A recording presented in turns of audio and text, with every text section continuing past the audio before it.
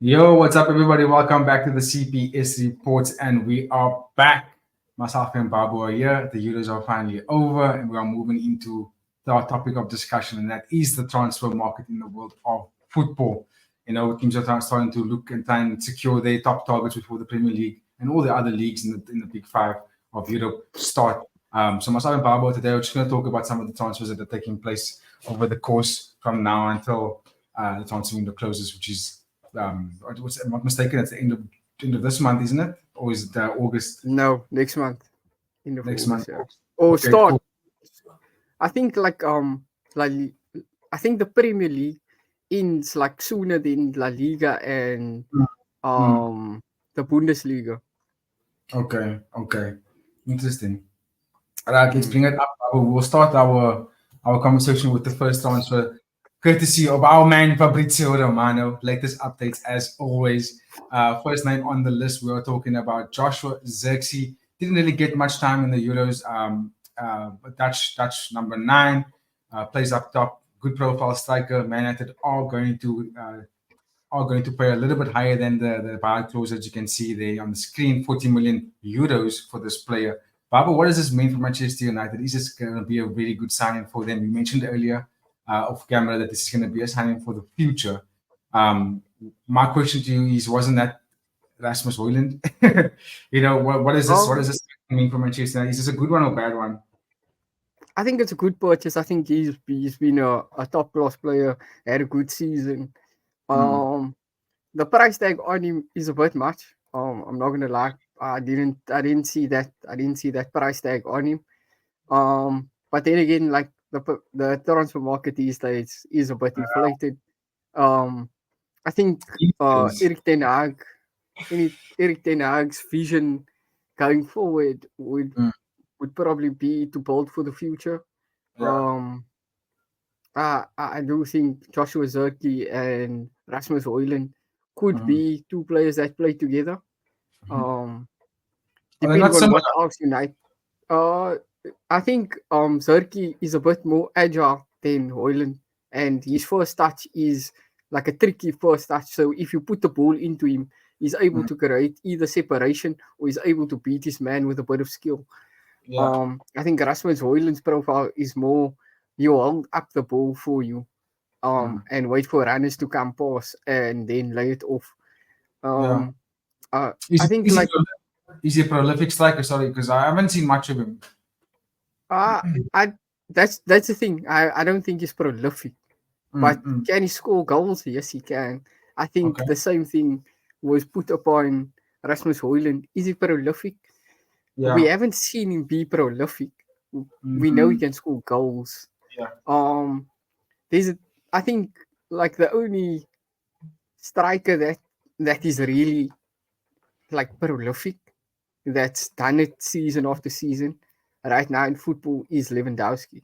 I Mm. don't think any other striker has really reached that level of prolific doing it season after season after season. Alan.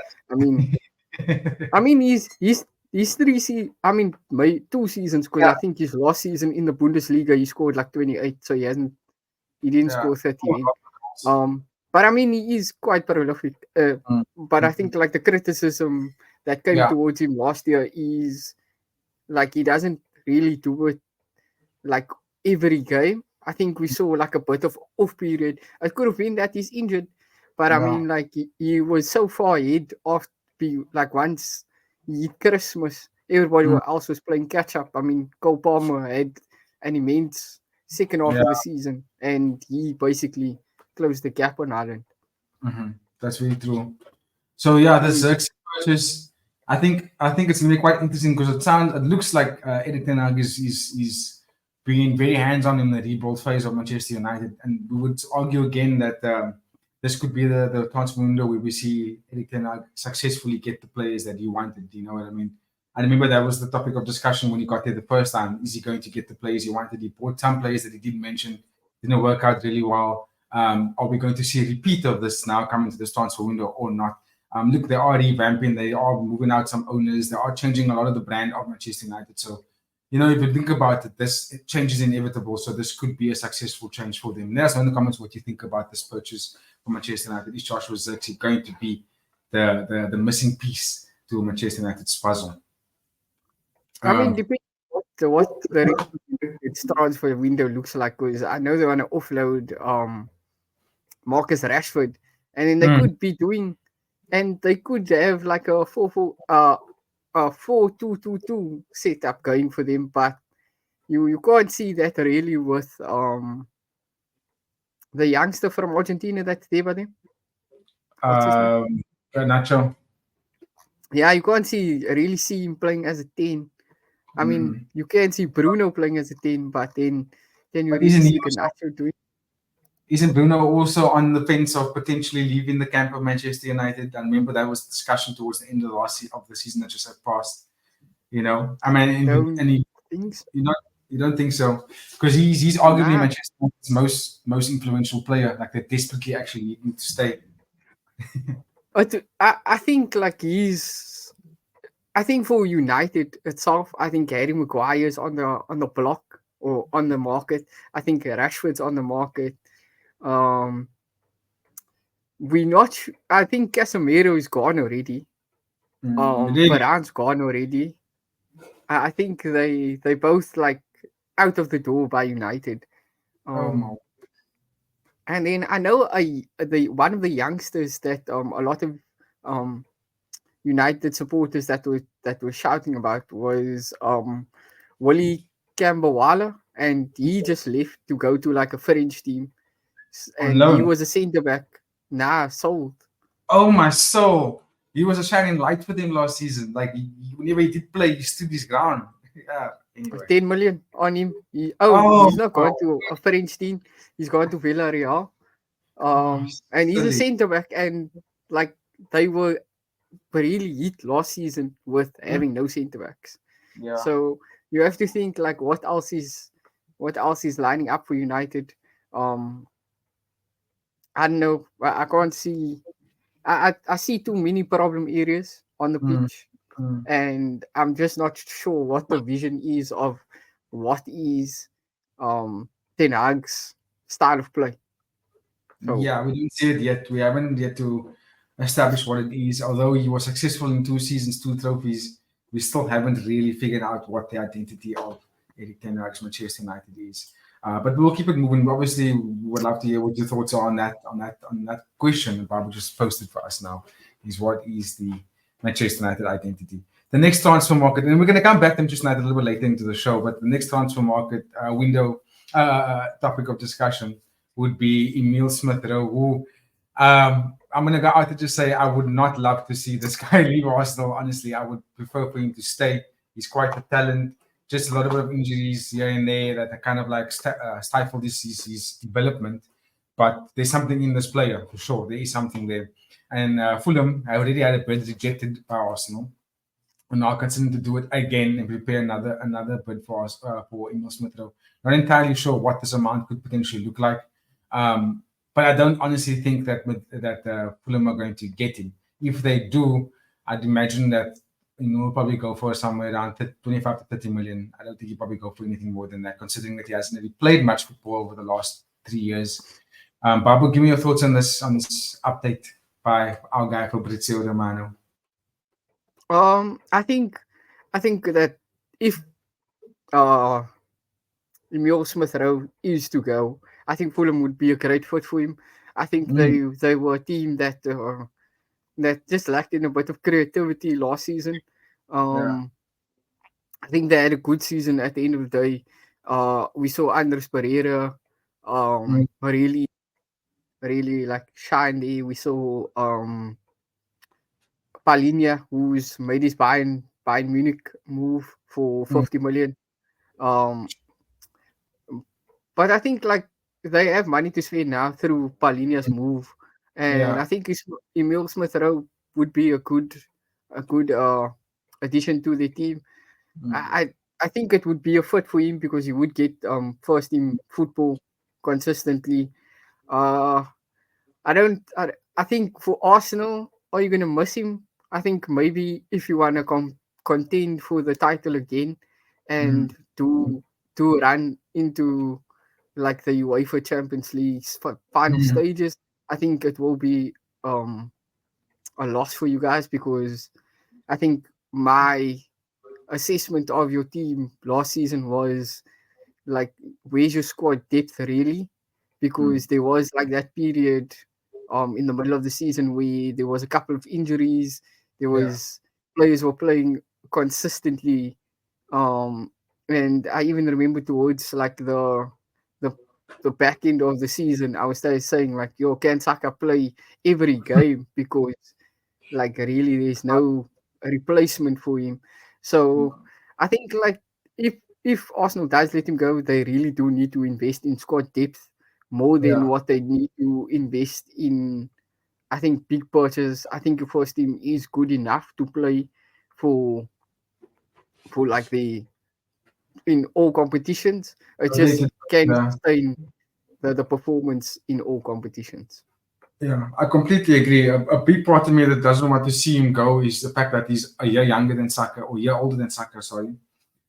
So he's still very young. You can get that right. Number two, when both Saka and Emil Smith graduated from the Helen boys into the first team, uh, that 2 years when they played first team, when Unai Emery was there, this dude was carrying the team like largely on his back. He was doing what Saka is doing now.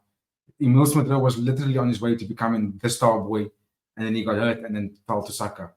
You know what I mean? So this dude has got the abilities to really be a pivotal player for a top team if he can stay injury free.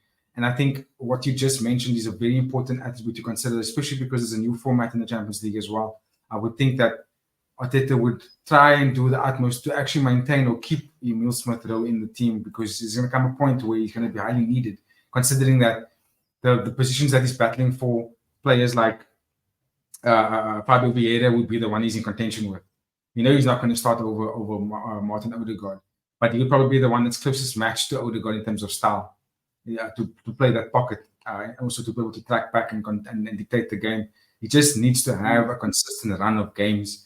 And if that's going to be FA Cup, if it's going to be Carabao Cup, whether it's going to be group stages in the Champions League, let him have it. Let him at least string together about 5 games in total, back-to-back games, and you might unlock what was there already. You know what I mean? He's only getting bigger and stronger. You know what I mean? And he's very youthful still. So I would think that Arsenal, if they really want to sell this guy, slap a big price tag on him just to scare the other players. They can get quite a bit for him, because if we're gonna let him go, I can guarantee teams like Fulham or even what's this team, Crystal Palace. They must bag someone like Emil Smith Rowe. You can expect that team to show up next season, the likes of Fulham and Crystal Palace for sure. But yeah, let us know in the comments what you think about that move. Should Arsenal consider letting go Emil Smith Rowe, or should they keep him? It'll be quite interesting. Babu, so you're gonna help me out here a little bit with this next one, because I don't want to butcher the pronunciation too much. And that is George's MIKAUTADZE. Matakadze. MIKAUTADZE Yeah, completed Matakadze. completed his move to Olympic Lyon, undergoing his medical, and he was one of the standout players for the Georgians in their fantastic debut run in the UEFA Euro 2024, and he was also shared the Golden Boot with a couple of other amazing players along in the Euro as well, and also just a very very good player. I mean, he's not like a Haaland or a Lewandowski like we spoke about earlier. You know, the dude that can just bag a lot of goals, but he does have the attributes to be a menace in the 18-yard area. He makes defenders have difficult times because he's very tricky, he's very relentless, and he likes to how do you say, stay on the heels of the centre backs. And I like that. I like a player like that. He's almost like a Mope, but faster and a little bit more clinical in front of the poles. What do you think about this purchase, Babu? Is it a very good one for Olympic Lyon? I think this purchase really like takes me back to like years ago, where if you have a good tournament, like the chance of you getting a big move is like high. Yeah. I think we didn't see that for a couple of years. I think we saw a couple of players have like good tournaments, and then like they remained at the club, and we were like, I mean, I would have liked to see this player at this club. I think he would have been amazing. So I think like this purchase really touched me back. I love the purchase for Lyon because they have such a vibrant team. They have like underrated players where you don't think they're gonna be as good. And I mean, um, I know last season the Rennes really was the surprise team Yeah, in Ligue 1, yeah, and Lyon didn't do as great. So I think this season they really wanna put a stamp down to go further. mhm, I know PSG, or I mean, everybody knows PSG is taking a massive loss with Mbappe to Madrid. Um, mhm. so they currently losing a bit of their power in that Yeah, sense. They still have a good team. Don't get me wrong, but it does open the door up now for other teams to really push for the title. yeah, And I mean, like with a new format in the Champions League, there mhm, is certain countries that could get a fifth team from yeah, the league into the Champions League. So if the French league can do that, I think mm, well played to them. I think we get to see more players whose names should be mentioned amongst the big names because they do it just as frequently. absolutely. Now, just a really good piece of business. At the end of the day, I think that's going to be wonderful to watch Leon. Especially, I'm not sure. I'm not entirely sure if they actually qualified for the Champions League this for this new season. But if they did, it would be nice to watch Georges light up the Champions League. But okay, Pablo, we'll keep it moving. So you mentioned PSG, right? And PSG are interested in my guy Victor Osimhen. They got him on a short list. They're considering a little bit of a purchase. Excuse me, considering that they just sold Mbappe and Napoli are planning to get Romelu Lukaku, which means that could be a way out for Victor Osimhen. He's still very young. I think he's only 25 years old. We know the kind of striker this man is. We've kind of see what he's done over the last 3 years for Napoli. He's just lifted the world up. Very good, very good player, and also from Africa. Babu, give me your thoughts on this move. If if Paris Saint Germain successfully makes this purchase, right? Can you give me a little bit of a guess of what the amount would be? What's the buyout clause probably like for Osimhen, and also would he make a fantastic player at PSG as well? Just a quick question, Ross. Off topic. Is that man wearing a CR7 top? Isn't that the Ronaldo's brand, that EA7? I have no idea. I didn't even know. Um, yeah, oh, that's why I was looking at it and I was like, bro, I think that's Ronaldo's. Like, Okay, let's see. does this man sponsor like a team? I'm not sure.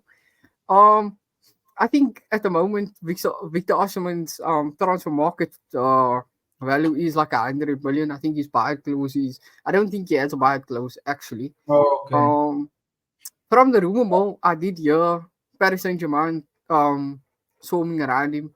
I know a lot of teams are looking to pay under the value because he has been a player that has really spoken out about like how he's been treated at Napoli by the fans and like the city itself. Mm, We said it's not been the most pleasant time. Um, yo, I yo. I don't know if PSG will get him because I do know that Bayern were in chat with Napoli about Kvaratskhelia and Osimhen, and Mm, if they can secure that move, then mm. Osimhen, I would think Osimhen and Kvaratskhelia would want to Mhm. move to Germany together because they've had such a good season together. Mm. Um, the only thing that does strike me is PSG is down a striker, a nine, Yeah, basically, and yeah, that's a position perfect for him. yeah. Um, we we did see Barcola have a good end of season last season. We Mm. saw Dembele light up the Euros basically. So I mean that front three, if Osimhen is added to it, I think it Yeah, will be good. But I do think Napoli won't let him go cheaply. I think the only time you would get a discount is if you buying players, if you're buying like a 2 for 1 there, if you're gonna mm, buy Kvaratskhelia or you're gonna buy another player that they're looking to offload yeah. with a deal. Um I'm not sure if Napoli like Wolves will let him go for anything under like 80 million or like 85 million. I think his name's Yeah, just been too hot for too long. yeah, exactly. Like everyone's been like posting about this guy over like 3 years, this 3 year period. And even if Bayern Munich goes for it, I wouldn't be surprised as well because I'm hearing the rumors spreading around that Harry Kane might want to make a move back to England, and that would then open up a door for another number 9 position. But let's see what Look here, happens. Ross. Don't we think Harry Kane should move to like he's trying the Bundesliga is really not working. Move to like Juventus, man. Mm. Like to Italy. Don't you think it will be better for him? Yes, especially considering the natural progression of his play, like his body, the way he moves, the style that he plays. Because even though he didn't win any trophies at Bayern Munich, the dude still scored a fuck ton of goals. Right, he scored a hell of a lot of goals, and the Italians play a little bit slower, still very aggressive, very extensive defending, but I think the pace would actually suit someone like Harry Kane for sure because strikers that are similar to Harry Kane's profile that have been in the Italian league have been hyper successful. Think about Zlatan, for example, Levy Giroud. Like these players are giant strikers and they were able to become successful in Italy. And I think that's a very good point for Harry Kane if he does that. But then again, my point still stands. If he does make any of those moves, whether it's Italy or coming back to the Premier League, it opens up the doors for the Victor Osimhen move. So, and Bayern Munich does have the finances to make the purchase for both those players, for Victor Osimhen and Kvaratskhelia. But let's see what happens. There's like interesting topics that, and then if that moves to play the way they do, Bayern Munich's going to be fucking deadly again. I think Bayern Munich is already deadly with the moves they've made. Palinia Yes. and Olise. Like Yeah. there's no need to add Olise and Musiala to one team, buddy. There's no need for that. I think it's a good deal because I would argue that Michael Olise is almost like a like-for-like swap for Leroy Sané, considering that Sané is of the older 20s now. He's approaching 30. So, Olise's got a similar profile. He's a similar build as well. He's just not as pacey. I wouldn't think he's as pacey as Sané, but he's got a similar mindset in the way he moves the ball around with his left foot. But I mean, they would put him in the midfield, no? They wouldn't put him like straight on the wing. Because if they're looking for pacey wingers, I mean, they have Coman, they have Sane, they do have pace there. And then the midfield of Kimmich and Palinia, that is so, bro. A midfield of dreams. Okay, then let's see what happens with them with that moves, Babu. It's always, like I said, it's big deals for sure. But let's keep it moving. And the next transfer market, I'm going to bring up another confirmed deal. Your guy, Alvaro Morata, has successfully completed his move from Atletico Madrid to AC Milan for a 30 million euro buyout clause that has been triggered. The medical has been booked and signed, and the deal is going to go up until 2028. What do you think of this move, Babu? We were just talking about strikers that are almost reaching the end of their plateau. You know what I mean? Like they're finished now and moving to the Italian league. There's no disrespect to the Italian league, none whatsoever. It's just that seems like the natural progression for footballers when they reach the late 20s to 30s and move to the Italian league. So from my perspective, I think it's a fantastic move for Alvaro Morata as well. And as well as the club of AC Milan, it's a good purchase for them, considering that Levy Giroud is old, you know what I mean? And Morata is literally only 30 years old now. So, I think it's a very, very good purchase. What do you think of this one? I think this is shout out to him, man, because I'm sure there's a Saudi team that came to him and said, look here, here's a bag if you want to come to Saudi. But shout out to him for still wanting to be competitive at this late stage in his career. Making a move to AC Milan. AC Milan is still very much in a competitive environment where they're playing against Inter Milan, they're playing against Juventus, they have Champions League. So there is like a bit of competition still there for them. and for him to still have that drive to want to compete is crazy because I mean, I I think I would like to say you're just following in the footsteps of Zlatan Ibrahimovic and Olivier Giroud, um, two players who I think have played at the top of the top, and they still seem to want to move to teams that are competing. I mean, even when Ibrahimovic made the move to America, he was still looking to really put a stamp on Yeah. having American title to his name. I think he was really title chasing, Mm. and wanting to flex that he's won a title in like Everywhere. very yeah, in almost every country that he's been to. I think Giroud, same thing. He's really Yeah. moving around Europe, like still wanting to compete at a high level, still wanting to show that he's not past his prime yet. I think Morata, in the same way, is making his move to AC Milan, still wanting to show that he's not Mm-hmm. done yet. He's still able to score goals and contribute to a team. Um, I Mm-hmm. think it does depend on what AC Milan do with the rest of the transfer market, if they're gonna offload or keep. Yeah. Um, Yeah. I I really can't see Morata and Liao playing together really. Mm-hmm. Mm-hmm. Um, because unless Morata does come a bit deeper, but I think Liao should like he doesn't look like the crossing type of player. He looks like the driving into the box type of player. Yeah. Um, Yeah. So I think like we're gonna have to see there what happens. But I think it's a good move for Morata at the end of the day. Yeah. No, 100%. Like you say, he's still get to play Champions League football and perform at the highest level. And the Italians are very competitive. The Italian league is a very competitive league. So well done for that purchase over there. We keep it moving, Bible, nice and swiftly. The next conversation we will talk about is AC Milan again looking to complete the purchase for Emerson Royal from Tottenham Hotspur. And Emerson Royal, interesting player, very interesting player. I never really rated the guy. Um, he plays either left or right back. We see him sort of swap and change between the two positions. And Ange Postecoglou also very rarely used him this season, and not for the lack of injury. I just don't think he was completely trusting in the player. And obviously, they had Pedro Porro there, so yeah, it made sense as to why they didn't really give him the start. But if this move gets completed, looks like 20 million is the asking price, and looks like it's in advanced talks as well. If this move is successful, looks like it's going to be. Is he going to be a really good player for AC Milan? It just looks like they are starting to look like AC Milan is busy,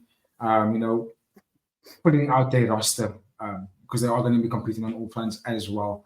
And Emerson Royal, what do you make of this player in isolation? And would he be a really good addition to the AC Milan team? I think definitely is going to be a good addition to the AC Milan team. I think what is weird to me is the like I understand why Postecoglou didn't play him. I think Mhm. defensively he is the Alexander Trent. That's what I think he is. Um, I don't think defensively he comes up very immensely. Mhm. And I think attackingly he does offer you a bit of pace, a bit of drive. Um, I think at AC Milan the backline seems to be extremely fast. Mhm. Um, I mean they have Theo Hernandez on the left, Mhm. Michele Tomori and the left centre back, and I think it is uh, Pierre Kalulu, who plays right centre back, and all three of them are immensely fast. I know AC Milan did have a small spell with the former Barcelona player from America, Sergio Dest, and Mhm. he did well at AC Milan.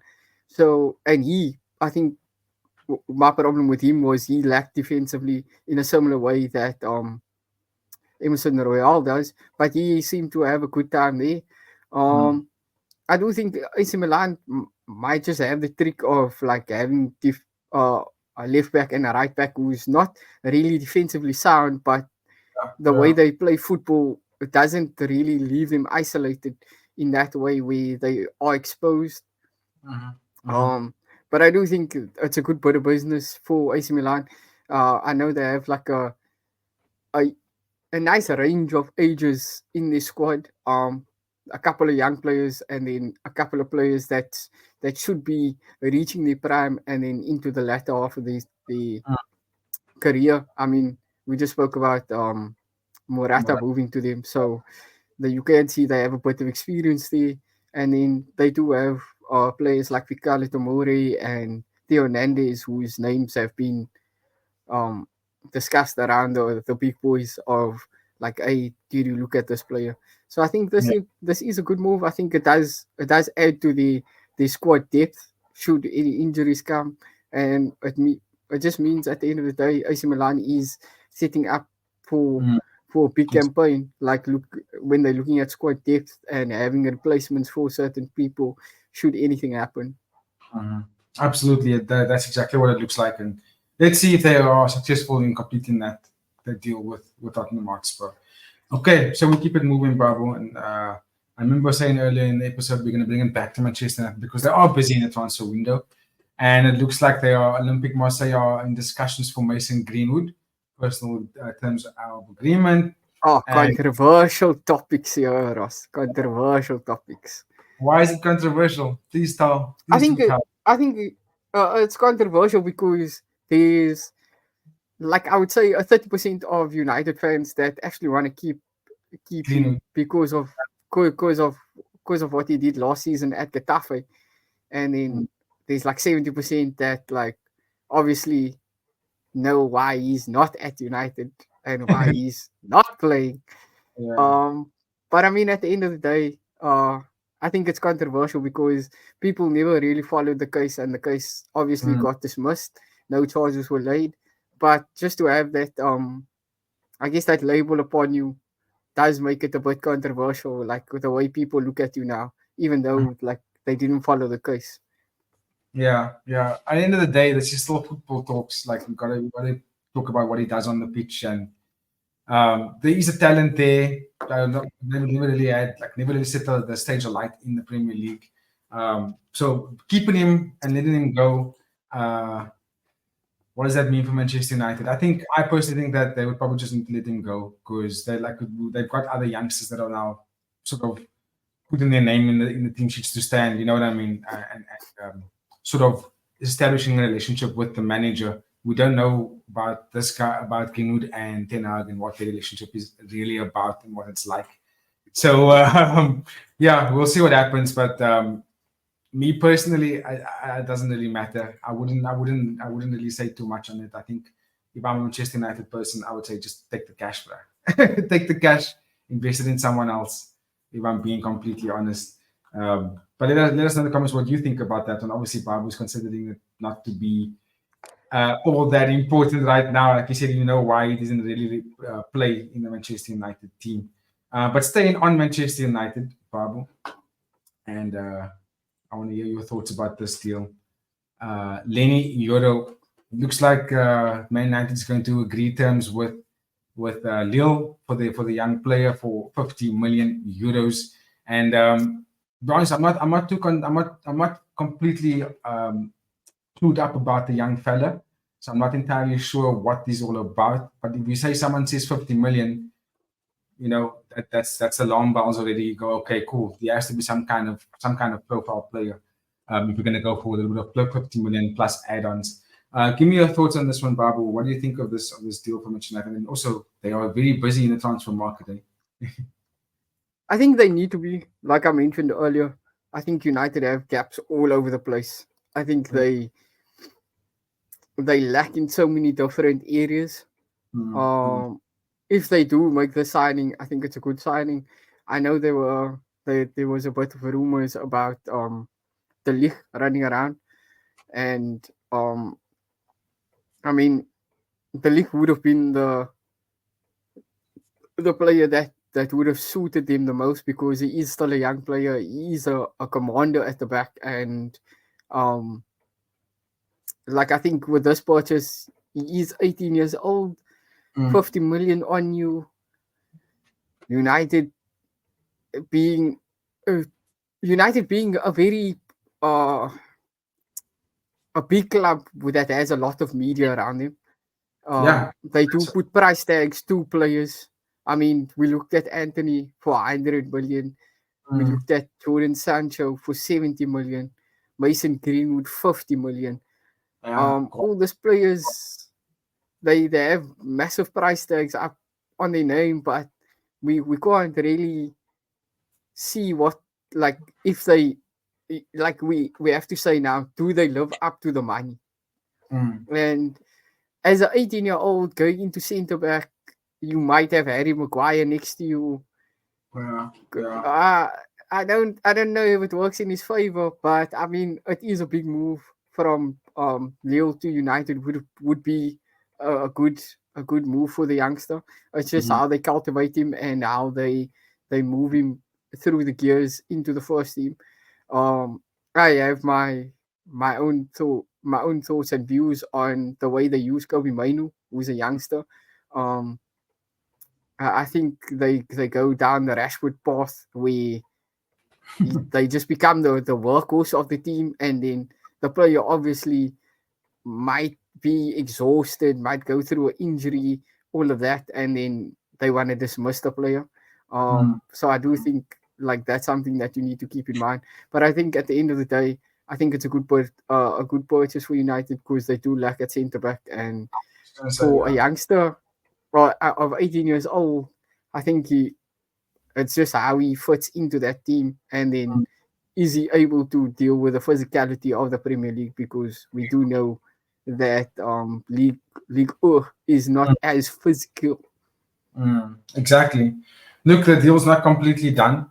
The Lumitans are also, peaking there. They're also putting their interest in the player as well. So let's see what happens. Like Man Utd are desperate for centre backs right now, and I think they should really do what they need to do. If the boy is that talented, I think that they should consider it. I'm a bit concerned about that age, though. But let us know in the comments what you think about this move from Man United. Should they get what's his name, Leny Yoro, for that centre back position? But anyway, that is our time. Babu, thank you so much. We will be bringing you some more transfer updates as we bring it on our weekly show, Transfer Weekly. We will gather up all information over the course of the day and then give you, like we've been doing now, just a list of transfer targets that have been successfully done and also are still currently under talks. On that note, don't forget to like, comment, share, and subscribe to stay in touch with our latest content. Myself and Babu, we'll catch you on the next one where we see you guys then. Stay safe, stay humble. And for Cape Townians and South African people, stay very warm and cozy. And we will see you there. Shama. Cheers.